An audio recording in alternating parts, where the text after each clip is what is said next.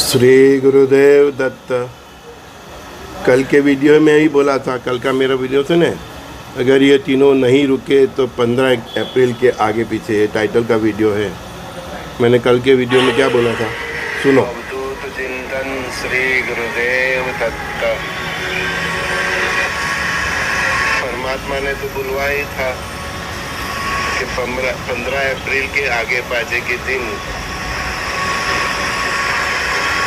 बहुत इम्पोर्टेंट है।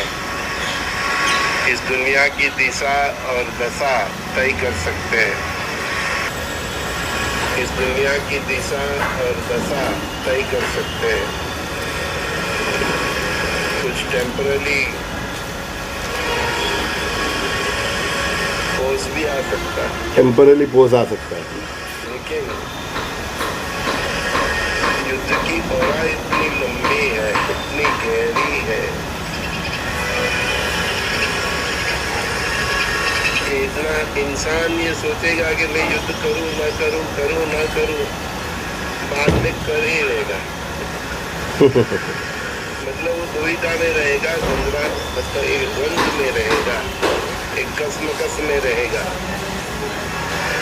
जिसके कई नेता करो तो क्या करो, मैंने ये कर लिया तो ये हो जाएगा, लेकिन बाद में अगर वो कोई अच्छा डिसीजन अभी नहीं ले पाया,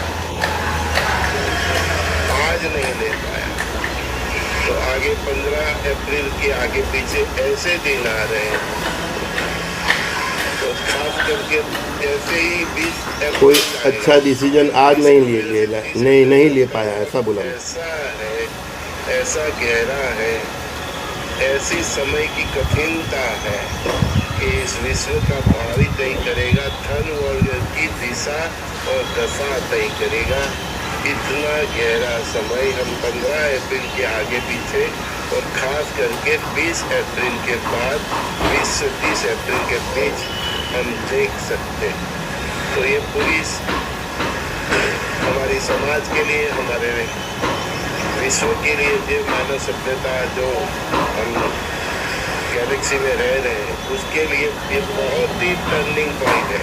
टर्निंग पॉइंट है। कल मैंने बताया, कल का दिन का बयान बताया, आज या कल, कभी भी अगर आज और कल, लेकिन ये दुविधा में रहे, कसमकस में रहेंगे, लेकिन एक स्टेप आगे चल दिया तो 15 अप्रैल के आगे पीछे के दिन, और खास करके 20 अप्रैल से जो 30 अप्रैल तक का जो वक्त है, ये पूरे विश्व का, मिडल ईस्ट की जंग का, यूक्रेन और रशिया की जंग का दिशा और दशा तय कर देगा। विश्व युद्ध की गहराई, उसकी गंभीरता, उसकी भयंकरता लोगों को दिखने लगेगी। सुनाना पड़ता है। एक कुछ बदमाश आते हैं ना, फिर कमेंट करते थे, कल सर आपने तो ऐसा बोला था, कल ही भेजा था कि आज पोस आ सकता है, और आज और कल मतलब 2 दिन में अगर कोई डिसीजन नहीं लिया और एक स्टेप आगे चल गए तो विश्व की दशा और दिशा बदल सकते हैं। अभी भी बोल रहा हूँ कि जो मैं तारीख बताया 15 तारीख के आगे पीछे के दिन, उसमें भी 13 तारीख सराउंडिंग बहुत इम्पोर्टेंट है। ये लोग कोई अच्छा डिसीजन ले पाए तो ठीक है, नहीं तो आगे महादेव की इच्छा। और बोला ही है मैंने कि विश्व युद्ध का ये जो आभा है पैरामीटर से, वो रुकेगा चलेगा, रुकेगा चलेगा, ऐसे सीज फायर आएंगे, लेकिन जितने भी सीज फायर आएंगे उसके बाद का वो युद्ध और भयंकर तरीके से होगा, है ना। अमेरिका ने भी जो भी डिसीजन लिया है, अपने देश की पर्सनल, उनके ऊपर जो प्रेशर है, उसकी वजह से उनको किसी भी प्रकार से एक प्रकार का ब्रेक चाहिए था, ठीक है ना। अभी वो अपना घर संभाल लेंगे, फिर आगे देखते हैं क्या करते हैं। अगर इजराइल अभी कन्फ्यूज़न में है, साला ये दोनों ने सीज फायर कर लिया, मैं बीच में सैंडविच ना हो जाऊँ, तो वो तो बता रहा है कि मुझे तो ये सीज फायर कुछ समझ में ही नहीं आ रहा, तो जो टारगेट हमने रखा था वो तो अचीव नहीं हुआ, है ना। वो अचीव होने वाला भी नहीं है। ये ईरान बहुत पुरानी सभ्यता है ना। किसी भी इतनी गहरी सभ्यता को ख़त्म करना कोई चने चमाने का काम नहीं है ना। तो मैंने बोला ही था कि एक टेम्पररी पोस आ सकता है, ये बात परमात्मा ने बुलवाया, मेरे मुख से बुलवाया, इसलिए मैं बोल रहा हूँ कि मैंने बोला था कि टेम्पररी पोज आ सकता है और 1-2 दिन में अगर इन्होंने कोई अच्छा डिसीजन नहीं लिया और आगे का एक स्टेप चल दिए तो फिर महाविनाश के लिए सज्ज रह जाओ। लेकिन इसका मतलब ये भी नहीं है कि महाविनाश आगे नहीं होगा। देखो मैंने अभी भी बताया कि 13 अप्रैल से जो कालखंड है, ये 10 तारीख एक बॉर्डर है, 10 तारीख के आगे कुछ दिनों में अगर इन्होंने अच्छा डिसीजन नहीं लिया, पॉसिबल भी नहीं दिखता। ईरान की 10 शर्त मानना पॉसिबल नहीं है।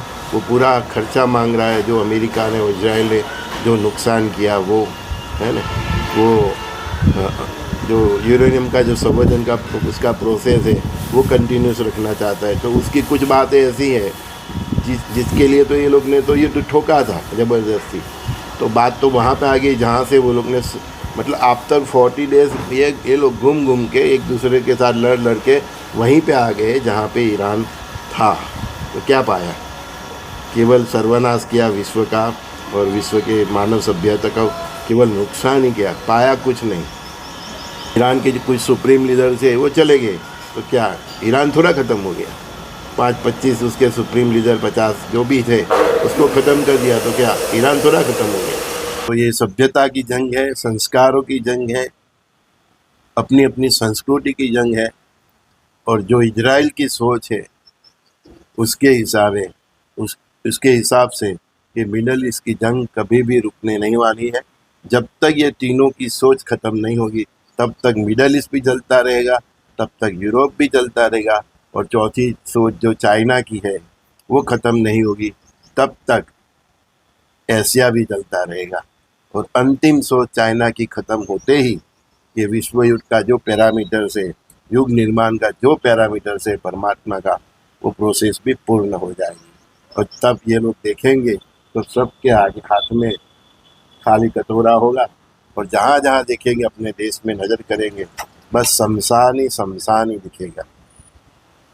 एक बार मैं बार बार बोल रहा हूँ, जो मेरे दिल से कुदरती निकल जाता है वो परमात्मा की आवाज़ है और वो सही साबित होती है, और जो गलत होता है वो मेरी बात होती है।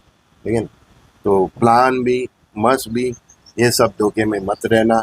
अमेरिका अपनी मजबूरी से सीज़ फायर किया है। ईरान को सीज़ फायर हो ना हो कुछ फ़र्क नहीं पड़ सकता।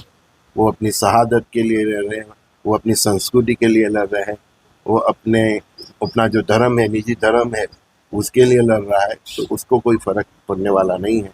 फ़र्क ये युद्ध का सीज़ फायर से इजराइल को और अमेरिका को ही होगा, क्योंकि इतने टाइम में ईरान फिर से सशक्त हो जाएगा, फिर से मजबूत हो जाएगा।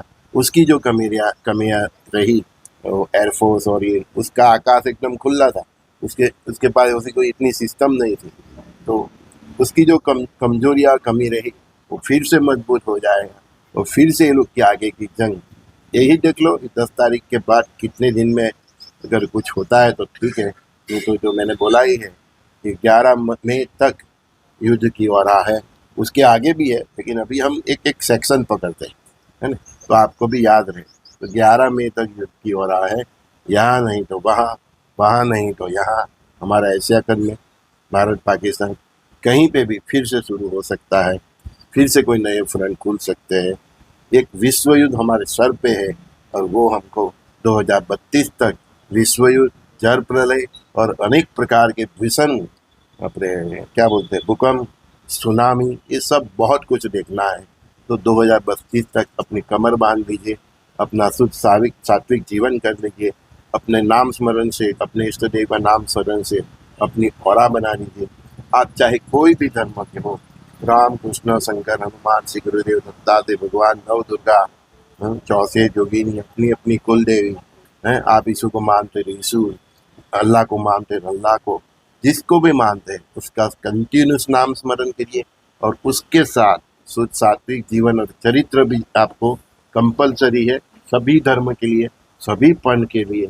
और एक बेसिक फॉर्मूला मैंने दिया है, किसी भी पराये धर्म का मंदिर, मस्जिद, गिरजाघर, चर्च, है ना, ईदगाह, जो भी बंदगी के प्रेयर के स्थान है, पराये धर्म की माताओं बहनों को नुकसान मत करना।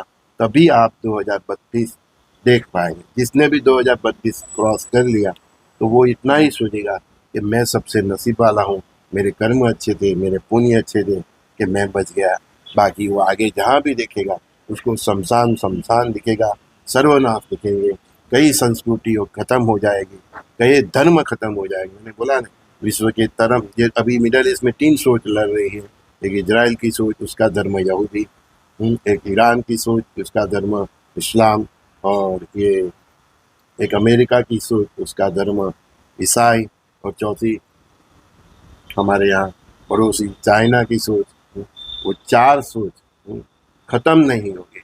और हमारे हिंदू सनातनी में भी जो आधे अधूरे सनातनी है, और ये जो चार चार की जो क्रिया है, हम्म, दूसरे देशों की जमीन हड़प लेना, दूसरे देशों की मतलब धर्म में दखलगिरी करना, ये जो 4 की सोच है, उस प्रकार की जितनी भी सनातन के जो एक पार्ट है हिंदू, तो उसमें जिसकी भी सोच होगी, और दूसरे चाहे किसी भी धर्म को हो, तो उसको भी बहुत नुकसान झेलना पड़ेगा। ब्रह्मांड का परम सत्य जो मैंने बोला, शुद्ध सात्विक जीवन, चरित्र, प्रभु का नाम स्मरण, जो भी धर्म के वो अपने इष्ट देव का नाम स्मरण, और किसी भी पराये धर्म का मंदिर, मस्जिद, गिरजाघर, चर्च, देरासर, बुद्धिस्ट जो भी स्थल है, वाहे गुरु जो भी धार्मिक स्थल है, उसको नुकसान मत करेगा।